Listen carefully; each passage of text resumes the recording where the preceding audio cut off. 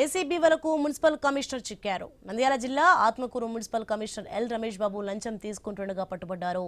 Function hall నిర్మాణానికి అనుమతి కోసం లంచం డిమాండ్ చేశారని బాధితుడు సాజిద్ బాషా ఏసీబీకి ఫిర్యాదు చేశారు. 20,000 తీసుకుంటుండగా మున్సిపల్ కమిషనర్ రమేష్ బాబుతో పాటు బిల్ కలెక్టర్గా పనిచేసిన అవుట్ సోర్సింగ్ ఉద్యోగి భాస్కర్ను ఏసీబీ అధికారులు రెడ్ హ్యాండెడ్గా పట్టుకున్నారు. మున్సిపల్ కమిషనర్పై కేసు నమోదు చేశారు.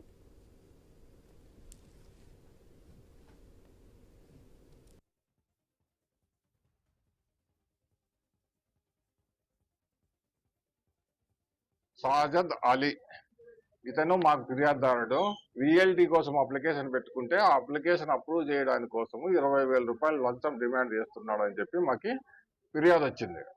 ఆ ఫిర్యాదుని మేము నమోదు చేసుకొని ఈరోజు డబ్బులు ఇస్తా ఉంటే ఈయన 20,000 రూపాయలు ఇస్తా ఉంటే ఈయన పట్టుకోవాలని వస్తే ఆయన బదులు ఈయన జి భాస్కర్ అనే వ్యక్తి డబ్బులు రిసీవ్ చేసుకున్నాడు. ఇంకా ఒక 20,000 రూపాయలు మా ఎఫ్ఐఆర్ ప్రాక్టీస్ ప్రకారం ఇంకా ఒక 20,000 రూపాయలు ఇచ్చినాడు ఇదే ఆఫీస్ లో.